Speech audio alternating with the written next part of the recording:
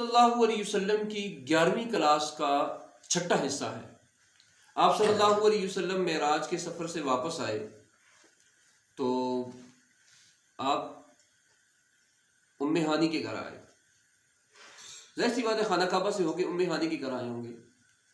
ام ہانی کے گھر آئے تو ام ہانی سے یہ سارا واقعہ انہوں نے بیان کیا۔ تو ام ہانی نے کہا کہ اے چچا زاد، اے میرے چچا کے بیٹے، میرا آپ کو یہ مشورہ ہے کہ آپ نے یہ بات اپنی قوم کے سامنے نہیں کرنی، کیونکہ قوم والے پہلے ہی آپ کو نہیں مان رہے ہیں، تو اس واقعے کو سن کے تو آپ کو جھٹلا ہی دیں گے۔ آپ صلی اللہ علیہ وسلم نے فرمایا خدا کی قسم میں اس کو چھپاؤں گا نہیں، اس بات کو میں ظاہر کر کے رہوں گا۔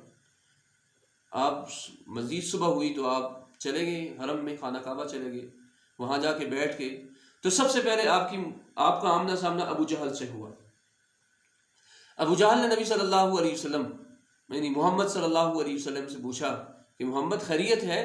آپ بیٹھے ہوئے ہیں، کوئی نئی بات ہوئی ہے آج؟ آپ صلی اللہ علیہ وسلم نے فرمایا ہاں نئی بات ہوئی ہے۔ ابو جہل نے کہا کہ کیا بات ہوئی ہے؟ آپ نے فرمایا کہ میں رات کے کچھ حصے میں مسجد حرام سے مسجد اقصی تک گیا ہوں اور مسجد اقصی کی میں سیر کر کے آیا ہوں۔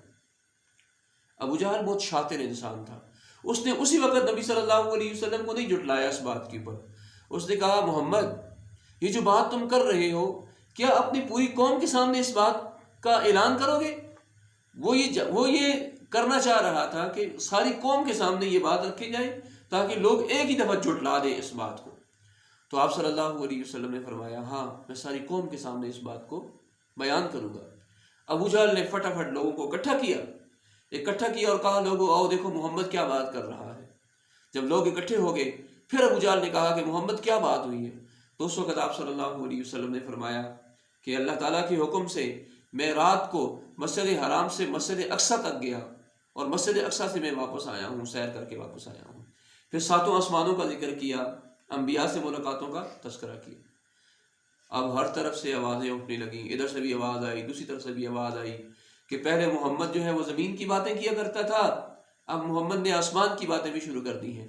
پہلے محمد کا جادو زمین پہ چلتا تھا، اب آسمان پہ بھی محمد کا جادو چلنا شروع ہو گیا ہے۔ جتنے منہ اتنی باتیں، قوم کی طرف سے ایک پروپیگنڈے کا نہ ختم ہونے والا سلسلہ شروع ہو گیا۔ تو سوال و جواب کی بات بھی آئی تو ایک شخص نے کہا کہ آپ گئے ہیں مسجد اقصی، چلیں ہم آپ کی بات مان ہی لیتے ہیں، تو اس راستے کے اندر بہت زیادہ قافلے بھی سفر کر رہے ہیں، تو آپ کو کسی نے دیکھا ہے یا آپ نے کسی قافلے کو دیکھا ہے؟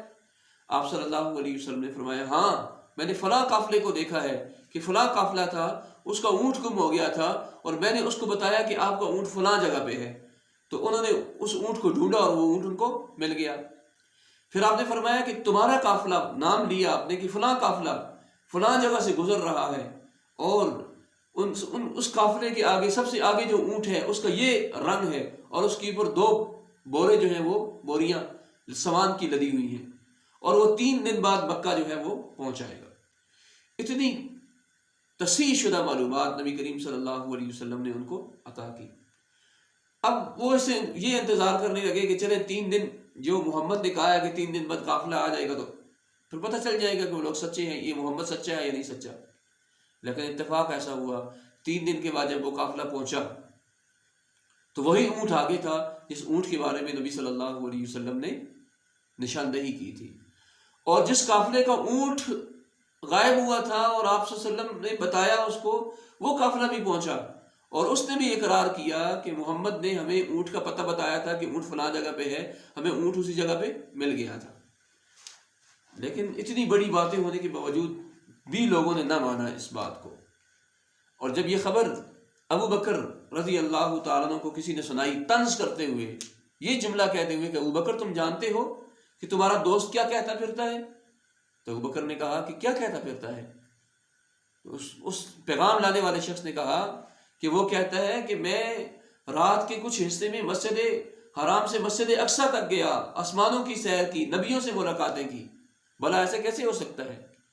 تو ابو بکر رضی اللہ تعالیٰ عنہ نے فرمایا کہ اگر محمد صلی اللہ علیہ وسلم یہ بات کر رہے ہیں تو میں ان کی تصدیق کرتا ہوں، وہ سچ کہہ رہے ہیں، اس پر ابو بکر رضی اللہ تعالیٰ عنہ کو نبی صلی اللہ علیہ وسلم نے فرمایا کہ ابو بکر صدیق ہے، بغیر کسی دلیل کے، بغیر کسی ثبوت کے، بغیر کسی گواہی کے آپ ابو بکر صدیق رضی اللہ تعالیٰ عنہ نے فوراً اس کی تصدیق کر دی، اور پھر ساتھ فرمایا کہ اس سے بڑی بڑی باتوں کی تصدیق کی ہے ہم نے، نبی صلی اللہ علیہ وسلم کی باتیں مانی ہیں ہم نے، تو یہ بات ہم کیوں نہیں مانیں گے؟